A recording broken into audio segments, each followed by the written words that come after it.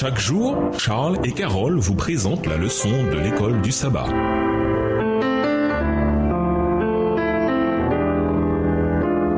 Bienvenue dans votre émission. Dieu nous parle. Nous voilà à la leçon de dimanche, un prêtre pour les êtres humains. Lisons Hébreux 5, les versets 1 à 10. Quel est le rôle de la prêtrise et d'après ce passage, comment Jésus remplit-il ce rôle? Hébreux 5 et versets 1 à 10. En effet, tout souverain sacrificateur pris du milieu des hommes est établi pour les hommes dans le service de Dieu, afin de présenter des offrandes et des sacrifices pour les péchés. Il peut être indulgent pour les ignorants et les égarés, puisque la faiblesse est aussi son partage. Et c'est à cause de cette faiblesse qu'il doit offrir des sacrifices pour ses propres péchés comme pour ceux du peuple. Nul ne s'attribue cette dignité s'il n'est appelé de Dieu comme le fut Aaron. Et Christ ne s'est pas non plus attribué la gloire de devenir souverain sacrificateur, mais il la tient de celui qui lui a dit « Tu es mon fils, je t'ai engendré aujourd'hui ». Verset 6. Comme il dit encore ailleurs, tu es sacrificateur pour toujours selon l'ordre de Melchisédek. C'est lui qui, dans les jours de sa chair, ayant présenté avec de grands cris et avec larmes des prières et des supplications à celui qui pouvait le sauver de la mort et ayant été exaucé à cause de sa piété, a appris, bien qu'il fût fils, l'obéissance par les choses qu'il a souffertes, et qui, après avoir été élevé à la perfection, est devenu pour tous ceux qui lui obéissent l'auteur d'un salut éternel. Dieu l'ayant déclaré souverain sacrificateur selon l'ordre de Melchisédek. Le but essentiel d'un prêtre est d'être le médiateur entre les pécheurs et Dieu. Les prêtres étaient nommés par Dieu afin de servir au nom des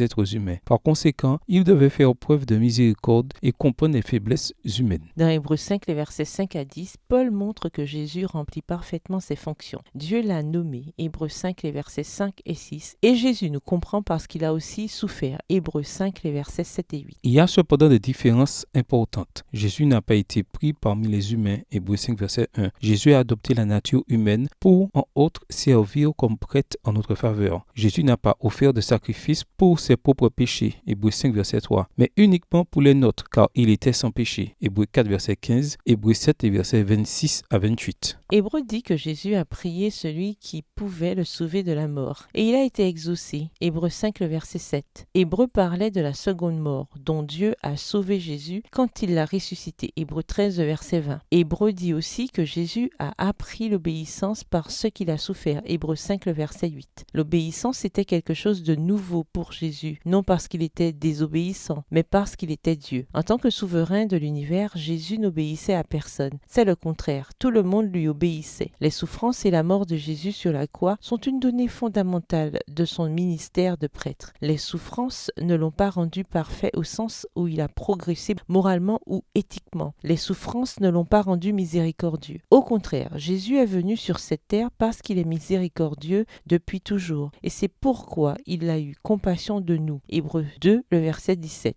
Ce qu'Hébreux veut dire, c'est que c'est par ses souffrances que se sont véritablement exprimées et révélées la réalité de l'amour fraternel de Jésus, l'authenticité de sa nature humaine et la profondeur de sa soumission à la volonté du Père en tant que représentant de l'humanité. Il a été rendu parfait au sens où ses souffrances l'ont formé à être notre grand prêtre. C'est sa vie d'obéissance parfaite, puis sa mort sur la croix qui constitue l'offrande sacrificielle que Jésus a présentée devant le Père en tant que notre prêtre. 1 Pierre 2, verset 9 dit que nous sommes un sacerdoce royal. Que nous indique la vie de Jésus sur ce que devraient être vos relations avec autrui du fait de ce rôle sacré qui est le nôtre. Au revoir. Et à demain si Dieu veut.